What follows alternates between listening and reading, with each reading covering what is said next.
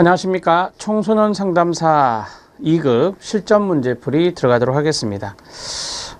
청소년 상담사 실전 문제 39번부터 50번 문제까지죠. 여기에서도 한 문제가 조금 오류가 있어요. 그래서 제가 말씀을 드리면서 수정해 드리도록 하겠습니다. 많은 양해 부탁드립니다. 바로 들어가겠습니다. 39번입니다. 바로 앞에서 N 하트만의 생태도를 봤고요. 이제는 보엔의 가계도입니다. 자, 가계도 분석에 관한 설명인데요. 옳은 것을 모두 고른 것은입니다. 첫 번째는 세대를 통해서 반복되는 패턴을 분석할 수 있죠. 맞습니다. 왜냐하면 3세대 이상을 그려라 라고 권면했어요. 보엔이 3세대 이상을 그림, 그래서 세대를 통해서 반복되는 패턴을 분석할 수 있고요. 가족 구성원에 대한 객관적인 정보를 파악할 수 있나요? 네, 맞습니다. 우리가 가계도에서 가족 구성원에 대한 직업을 쓸 수도 있어요. 직업을 기록할 수도 있습니다. 이런 것들이 객관적 정보다 이렇게 말할 수 있겠죠. 그 다음에 가족 기능의 불균형과 그것에 기여하는 요인을 분석할 수 있다라고 했는데 디귿과 리을을 묶어주시면 좋아요. 가족 기능의 불균형, 예를 들어서 어떤 것이 있을 수 있을까요? 부모화가 있습니다. 우리 시험에도 나왔던 건데요. 부모화가 뭐죠? 부모화? 부모화는 자녀가 부모의 역할을 하는 거예요. 자녀가 부모의 역할을 하는 거예요. 그것을 부모화다 이렇게 말을 해요. 이것은 가족 기능의 불균형입니다. 부모가 부모의 역할을 하는 거고 자녀는 자녀의 역할을 하는 건데, 그래서 그것에 기인하는 요인들도 있을 수 있죠. 왜 자녀가 부모의 역할을 할 수밖에 없었을까 라고 하는 그 요인도 파악할 수 있겠죠. 가계도를 보면 파악할 수 있습니다. 예를 들어서요. 아버지가 많이 편찮으시고 어머니가 많이 편찮으시고 아버지가 만약에 중독자라면 자녀가 부모 역할을 할 수밖에 없습니다. 이런 것들을 가계도를 통해서 우리는 알 수 있어요. 그 다음에 리을도 같은 맥락에서 보시면 되는데 가족 구성원별로 인생의 중요 사건 그리고 이에 대한 다른 가족 구성원의 역할도 분석할 수 있을 겁니다. 부모화를 우리가 생각해 보면 돼요. 가족 구성원 별이라 그랬으니까 엄마, 아빠, 자녀, 동생이 있다 합시다. 그러면 가족 구성원별로 어떠한 인생의 사건이 있는지를 우리가 기록할 수 있어요. 그리고 이에 대해서 다른 가족 구성원, 예를 들어서 아들이 있다, 큰아들이 있다. 이 큰아들이 부모와 역할을 한다. 그러면 거기에 대한 역할도 이 가계도를 통해서 분석할 수가 있겠죠. 그래서 디귿과 리을을 우리가 부모화라는 사례로 잡을 수 있겠다. 이렇게 보시면 됩니다. 답은 다 맞습니다. 5번이 답이에요. 자, 40번 문제 들어가도록 하겠습니다. 40번 문제는 가족 상담 기술 중에 질문 기술이 있을 수 있는데요. 자, 옳은 것은입니다. 앞에 있는 타이틀만 보시면요. 폐쇄형 질문, 유도형 질문, 왜라고 시작하는 질문, 그 다음에 개방형 질문, 중첩형 질문이 있습니다. 여러분 여기 있는 2번 하고요. 그 다음에 3번 하고요. 여기에 5번은요. 2, 3, 5번을 묶어드립니다. 이것은 바람직하지 않은 질문이에요. 이 세 가지는 바람직하지 않은 질문에 해당된다. 이렇게 보시면 되고요. 자, 그 다음에 폐쇄형 질문과 개방형 질문이 무엇인지는 아실 건데요. 우리가 면담을 할 때 폐쇄형 질문하고요. and 개방형 질문을 호언용해서 써요. 호언용해서 사용하는 거, 이게 바람직한데, 자, 이 폐쇄형 질문하고 개방형 질문 중에서 어떤 것을 많이 써야 될까요? 그렇습니다. 개방형 질문을 많이 쓰는 것이 바람직해요. 폐쇄형을 개방형보다 더 많이 쓴다면 이거는 바람직하지 않거든요. 이런 것들도 정리해 놓으실 필요가 있습니다. 자, 이제 지문 들어가도록 하겠습니다. 폐쇄형 질문은 내담자의 상세한 설명과 느낌을 듣기 위해 사용한다. 틀렸습니다. 상세한 설명과 느낌을 듣기 위해서는 개방형을 써야 됩니다. 1번은 폐쇄형 질문이 아니라 개방형 질문입니다. 2번 유도형 질문은 비심판적 태도로 상대방을 존중하기 위해 사용한다? 아니에요. 유도형 질문은 바람직하지 않다니까요. 어떤 답변을 유도하기 위해서 질문을 던지는 거잖아요. 그 다음에 왜로 시작하는 질문은요, 내담자의 가장 개방적인 태도를 이끌어낼 수 있다? 틀렸습니다. 방어적인 태도를 취하겠죠. 방어적 태도 보인다. 그래서 바람직하지 않아요. 왜 라고 질문하게 되면은 아무래도 심판받는 느낌이에요. 그래서 방어적 태도를 보이는 겁니다. 예, 아니요, 단답형으로 한정해서 대답하는 게 뭐죠? 그렇습니다. 폐쇄형 질문입니다.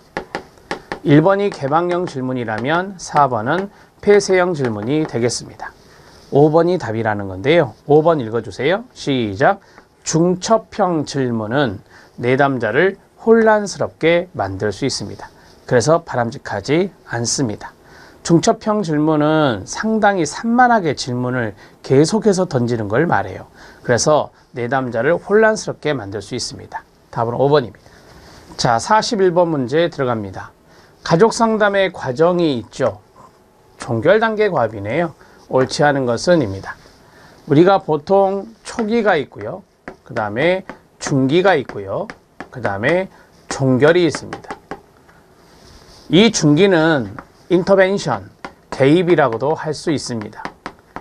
그러면 개입 전은 초기가 되고요. 개입한 후는 종결이 된다라고 보시면 됩니다. 사후관리 계획 수립은 당연히 종결 단계 때 해야 합니다. 목표 달성을 위한 상담 개입이 있습니다. 이건 중기 단계, 중기 과정에서 하는 거고요. 개입 과정에서 하는 거다. 이렇게 보시면 됩니다. 자, 내담자 변화 결과에 대한 최종 확인을 한다. 이게 뭔데요? 네, 평가입니다. 평가 작업은 바로 종결 단계 과업 중에 하나가 됩니다. 다른 기관이나 외부 자원을 연결할 수 있는데 이것을 레퍼, 의뢰라고 하죠. 의뢰는 종결 단계 때 할 수 있습니다. 종결에 대한 내담자의 반응을 처리할 수 있나요? 네. 예를 들어서 양가 감정이 있을 수 있는데 양가 감정을 해소하는 것이 여기에 들어갈 수 있겠습니다. 맞습니다. 자, 이거 외에도 어떤 것이 있을까요? 종결 단계는 종결에 대한 그 시기, 종결 시기를 결정하는 것이 필요하고요. 종결 시기 결정, 그 다음에 하나 더, 내담자의 의존성을 감소시키는 것이 필요하다. 이 정도 정리해 놓으시죠. 답은 2번이었습니다. 어렵지 않습니다. 자, 42번 문제 들어갑니다. 다음 사례에서 A 상담자의 개입 방법에 관한 설명으로 옳은 것은 입니다. 1번 가족 옹호, 2번 합류하기, 3번 재정의하기, 4번 탈삼각화, 5번 균형 깨뜨리기입니다. 자, 여기 합류하기가 있는데 합류하기는 구조적 가족치료, 재정의, 리프레이밍 하는 것은 전략적 가족치료, 탈삼각화는 다세대적 가족치료, 균형 깨뜨리기, 역기능적인 권력의 균형을 깨뜨리는 것은 구조적 가족치료에서 썼던 겁니다. 가정폭력으로 이혼한 영미 씨의 전 남편은 딸의 안전을 확인해야 양육비를 주겠다며 딸의 휴대폰 번호도 못 바꾸게 하였습니다. 영미 씨는 아버지의 언어폭력으로 인한 고통을 호소하는 딸에게 전화를 계속해서 받도록 하였습니다. A 상담자는 이에 대한 사정평가 후에 자, 여기서부터 경제적 어려움에 대한 불안감이 가정폭력을 사실상 지속시킨다. 지금 양육비 문제가 있잖아요. 그래서 경제적 어려움이 나온 겁니다. 거기에 대한 불안감으로 가정폭력을 사실상 지속시킨다고 판단하여 포인트는 여기입니다. 읽으세요. 시작. 양육비 이행 지원 서비스를 받을 수 있도록 지원을 했습니다. 지금 상담사가 이 가족에게 이런 지원을 했다는 거고요. 아버지의 전화를 차단하도록 했습니다. 자, 뭐 하고 있죠? 네, 옹호하고 있습니다. 이게 가족의 옹호 활동이라고 하는 거예요. 답은 1번입니다. 자, 여러분 우리가 양육비 이행 지원 서비스를 받을 수 있도록 지원했다라고 했잖아요. 그러면 양육비 이행 지원 서비스를 지원하는 것은 법률적 지원이거든요. 이건 법률적 지원이에요. 법률적 지원. 그래서 뭐 예를 들어서 변호사라든지 이런 분들을 통해서 상담사가 연계를 하는 거죠. 상담사가 연계를 해서 거기에 해당되는 자원과의 연계를 통해서 이 가족을 도와주고 있습니다. 이게 바로 가족을 대변하는, 가족을 뭐하는? 대변하는 옹호 활동이다. 이렇게 보시면 됩니다. 옹호의 동의어가 대변이거든요. 자, 그래서 답은 1번이 되는 거예요. 자, 이런 문제도 알아놓으시면 좋아요. 상담사가 상담 면담만 하는 게 아니라 이런 것들도 하고 있습니다.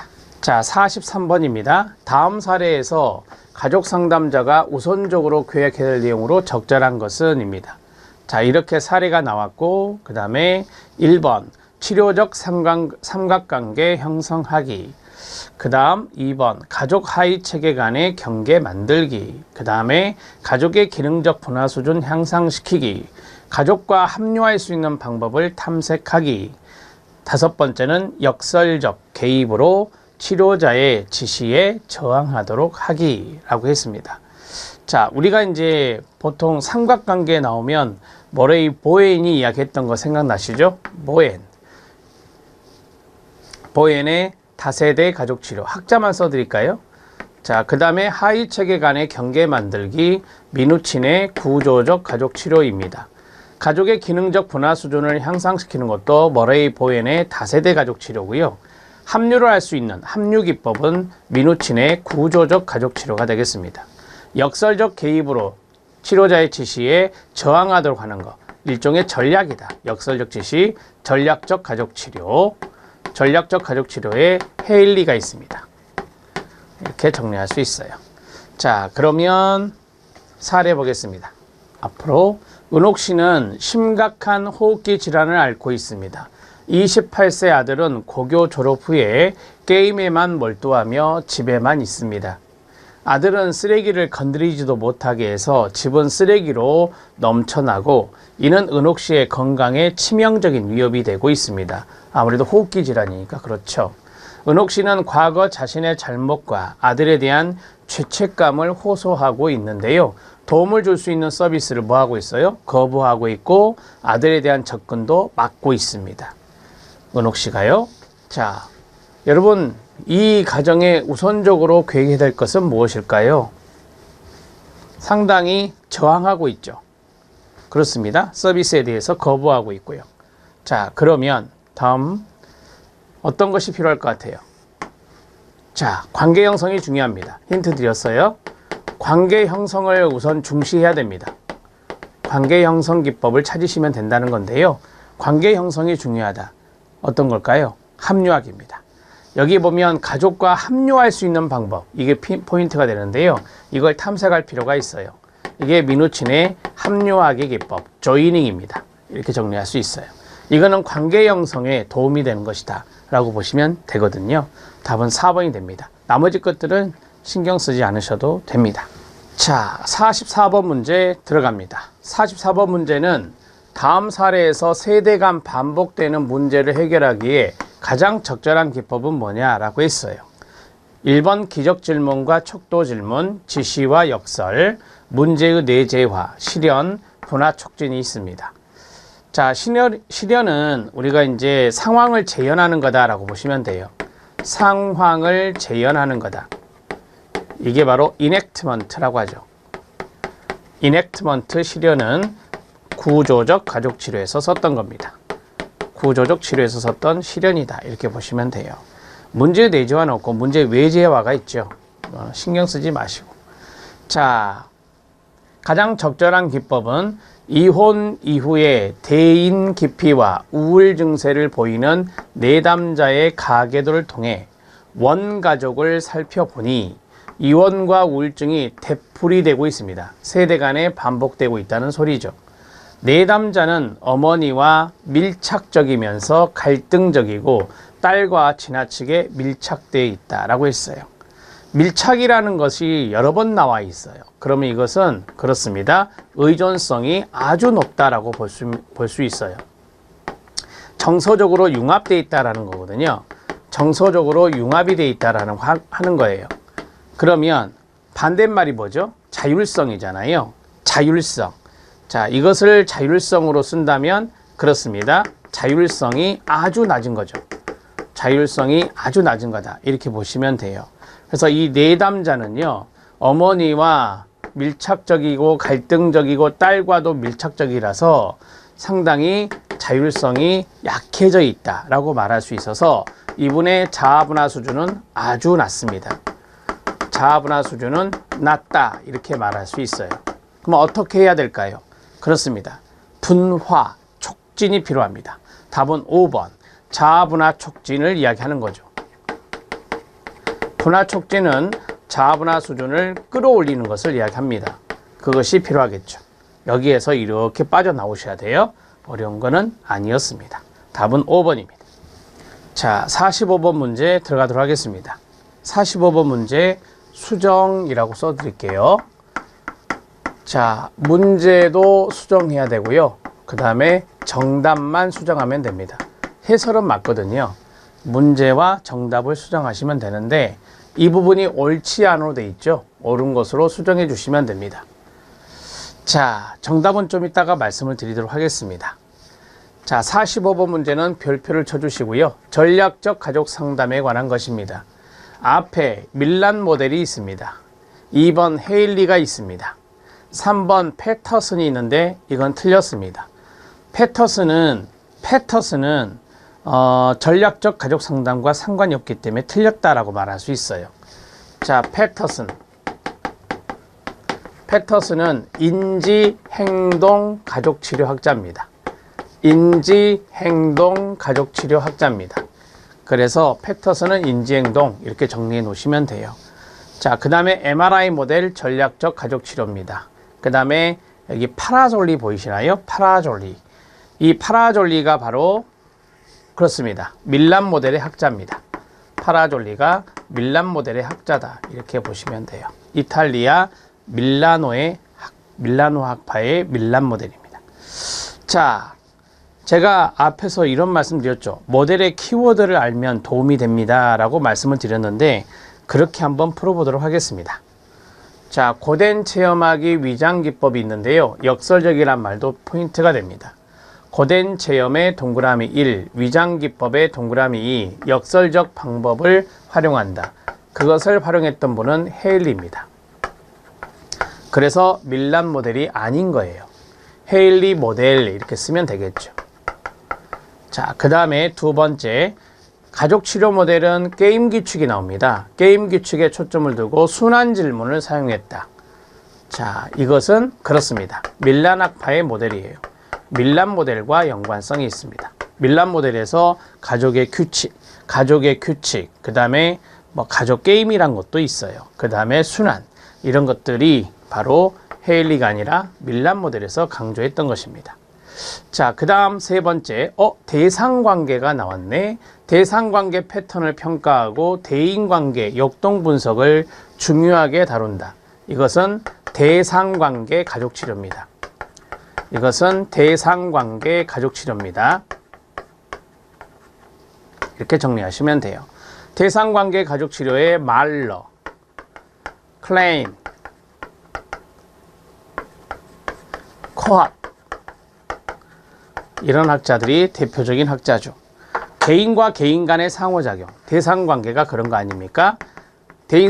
대상관계 가족치료는 개인과 개인 간의 상호작용, 개인과 개인 간의 상호작용 관계에 초점을 둡니다. 상호작용 관계에 초점을 둔다. 이 정도만 알아놓으시면 됩니다. 자, 그 다음에 네 번째, 의사소통 나왔다. 전략적 나왔다. 가족의 의사소통에 초점을 두고 전략적으로 접근한다. 앞에서도 말씀드렸죠. MRI 모델 맞습니다. MRI 모델의 대표적인 학자 잭슨 정도 기억하시면 되겠습니다. 자, 그 다음에 실비니, 파라졸리는 애정과 돌봄, 이게 중요한 단어예요. 돌봄 역할에 관심을 두고 치료 작업을 한다라고 했는데, 자, 부모의 돌봄이겠죠, 당연히. 자, 부모의 돌봄과 그 다음에 통제, 부모가 통제하기도 하잖아요. 통제의 균형, 이것을 강조하는 것이 바로 마다네스입니다. 마다네스의 전략적 가족치료죠.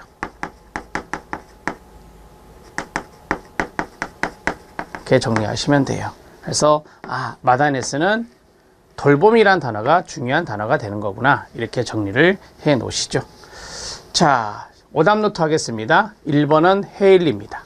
2번은 밀란입니다. 세 번째는 대상관계 가족치료의 이야기로서 말러 등이 있고요. MRI 모델 맞습니다. 다섯 번째는 그렇습니다. 마다네스입니다. 이렇게 정리를 하시죠. 자, 답은 4번이 답이 됩니다. 여러분 5번으로 돼 있죠. 4번으로 처리하시면 됩니다.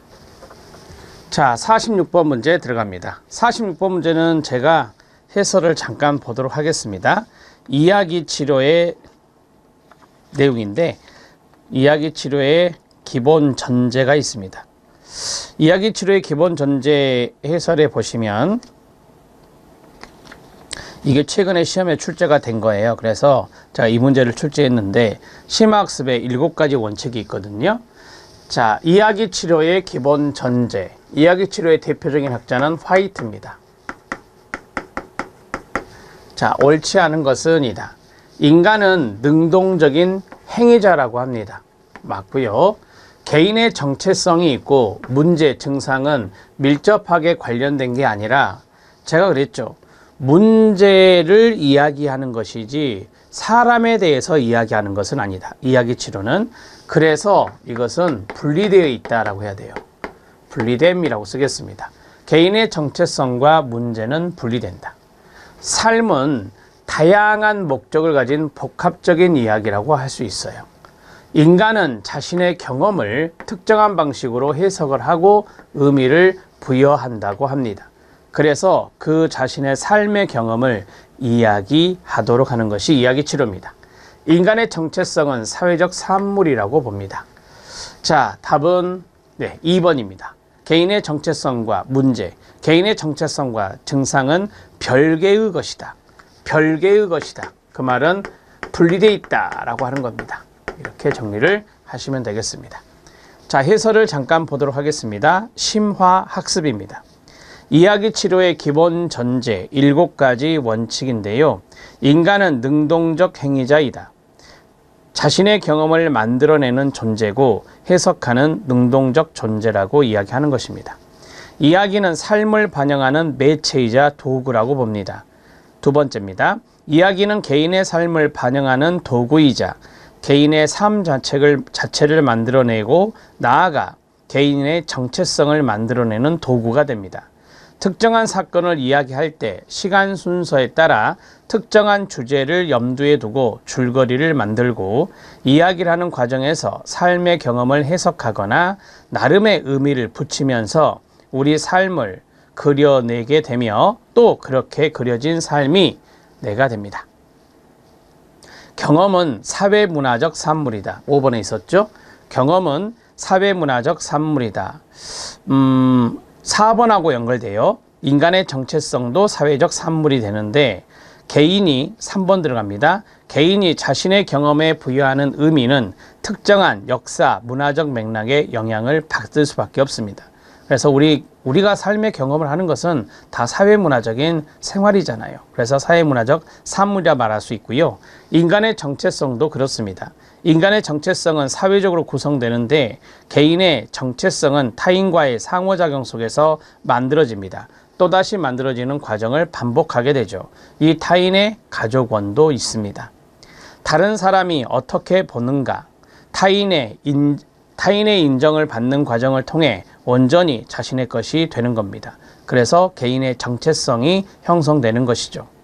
삶은 복합적인 이야기라 말할 수 있습니다. 삶은 다양한 목적을 가진 복합적 이야기인데요. 이야기 치료에서는 그동안 망각되고 간과되어 온 개인의 삶의 지식과 기술을 찾아냅니다. 이야기 치료는 내담자가 선호하는 이야기, 그 속에 깃들어 있는 삶의 목적이 무엇인지 질문하는 과정이 이야기 치료가 됩니다. 문제와 사람, 문제와 인간의 정체성, 개인의 정체성은 별개입니다. 자, 6번 별표. 문제가 되는 것은 문제를 갖고 있는 사람이 아니에요. 문제 그 자체가 되는 겁니다. 그러니까 이야기 치료자들은 가족원의 이야기를 하지 않아요. 가족원의 문제를 이야기하는 것이죠.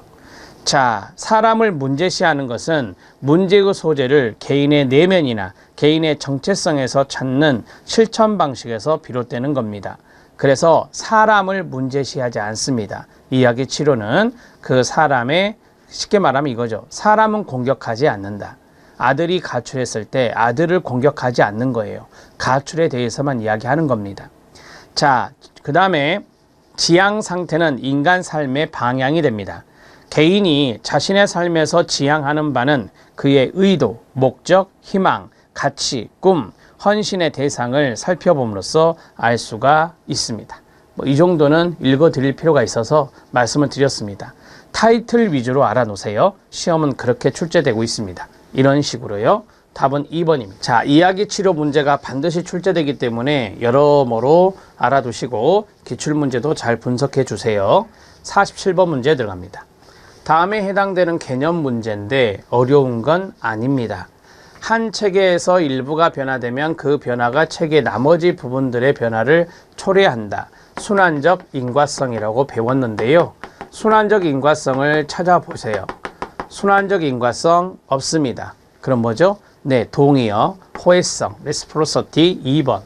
이것이 답이 되죠. 제가 앞에서도 말씀을 드렸고요. 동의어는 예시로는 회사에서 간부 직원이 바뀌었을 때 파생적으로 나타나는 조직의 변화나 직원 역할의 변화가 나타날 수 있겠습니다. 간부 직원이 바뀌면 회사의 다른 부분이 변화가 되니까요. 이걸 호혜성이라고 이야기합니다. 오케이. 자, 균형이라고 하는 것이 있는데요. 균형의 동의어는 평형 상태가 됩니다. 균형의 동의어는 평형 상태. 꼭 아셔야 될 것이 폐쇄 체계입니다. 폐쇄 체계 상에서 현상이 유지되는 것을 우리는 균형, 평형 상태라고 말하고 스테디 스테이트, 안정 상태가 있습니다. 안정 상태는 개방 체계 상에서 에너지를 교환하는 가운데에서 현상이 유지되는 것을 말합니다.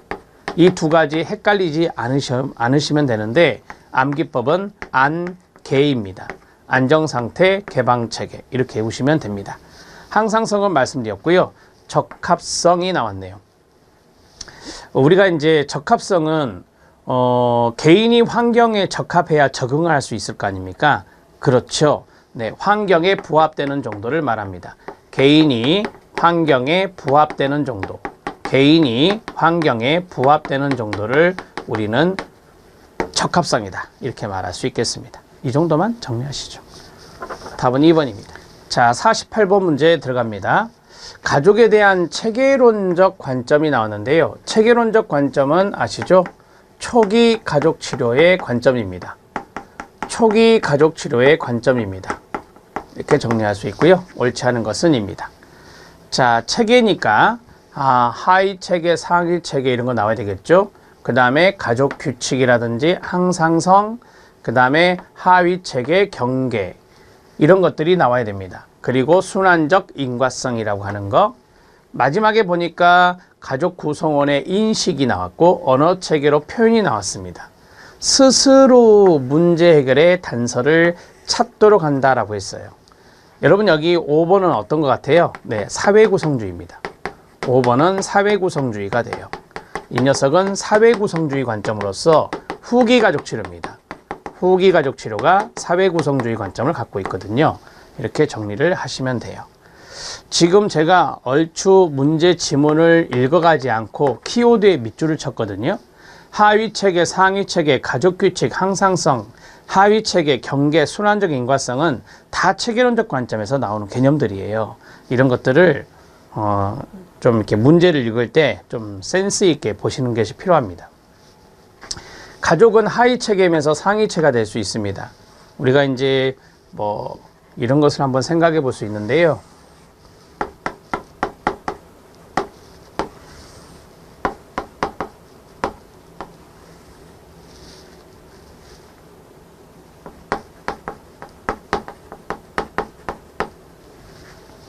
자, 1번 지문을 설명해 드리겠습니다.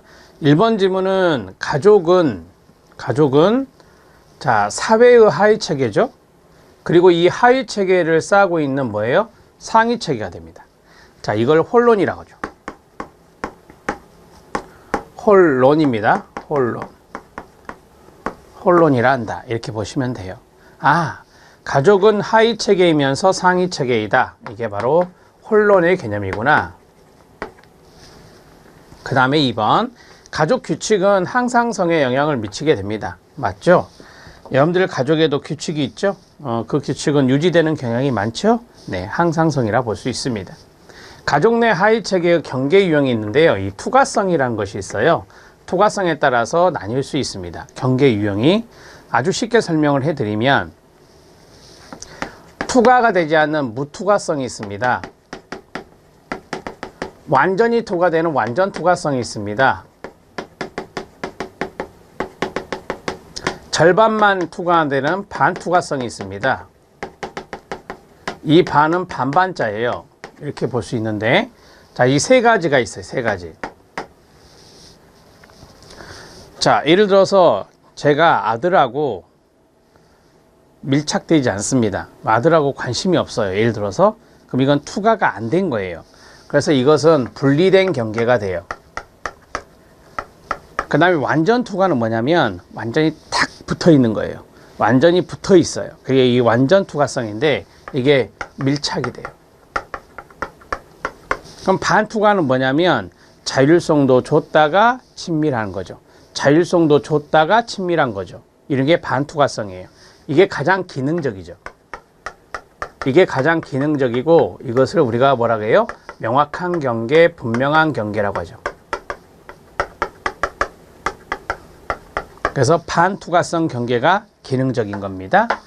자, 여기에 대한 설명은 이걸로 대신할게요. 해설에도 나와 있어요. 가족 문제의 원인을 구성원 간의 상호작용에서 찾는 것을 뭐라 한다? 순환적 인과성이라 한다. 말씀드렸습니다. 그래서 레시프로시티, 상호성이다. 이렇게도 이야기한다 했습니다. 맞습니다. 이 네 가지는요, 체계론적 관점에서 나오는 다 개념들이에요. 그런데 이것은 가족이 처한 상황을 가족 구성원의 인식, 언어 체계로 표현한대요. 이게 예를 들어서 우리가 바로 앞에서 뭐라 했죠? 이야기하는 거. 이야기 치료가 있어요. 해결 중심 치료가 있어요. 질문 기법을 통해서 가족원들이 이야기를 하잖아요.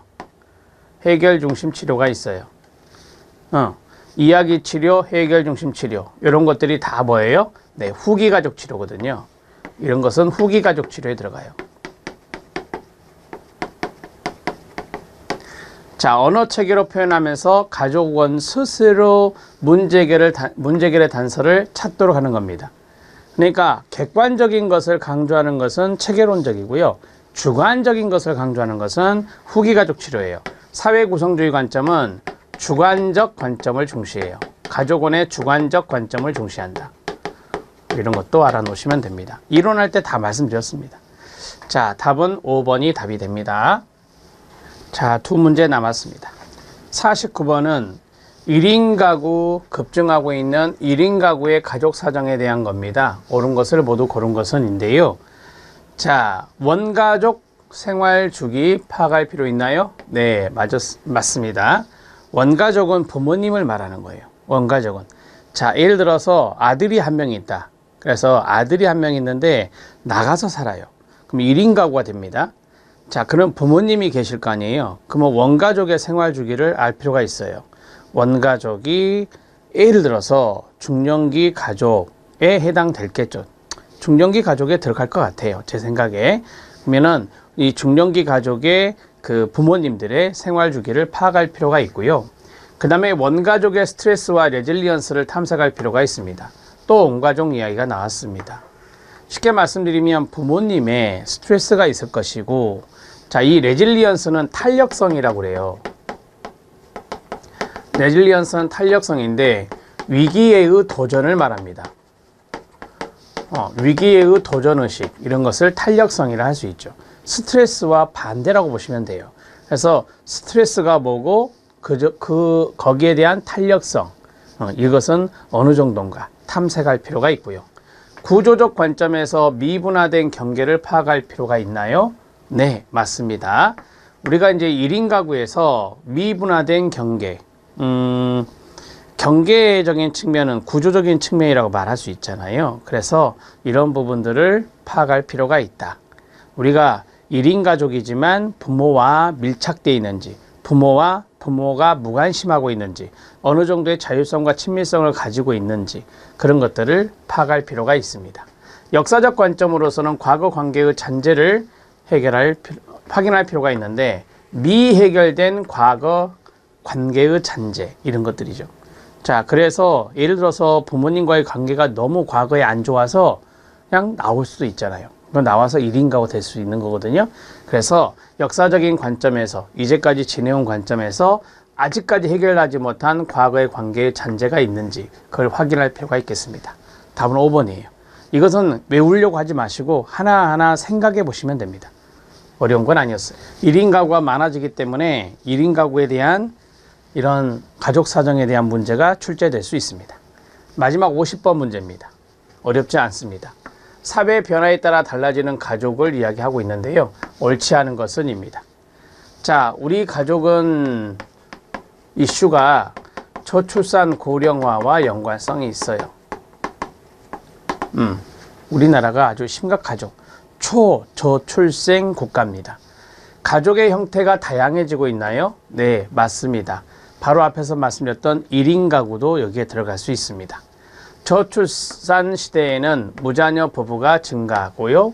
세대 구성이 단순화되면서 확대 가족의 의미가 많이 약화됐습니다. 확대 가족은 3세대 이상의 가족을 말해요.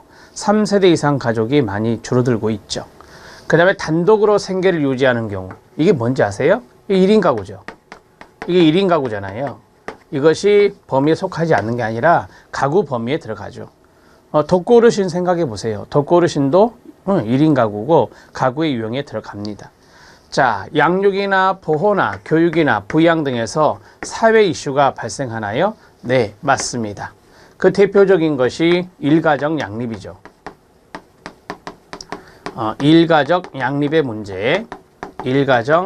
양립의 문제, 이런 것들이 사회 이슈가 되고 있습니다.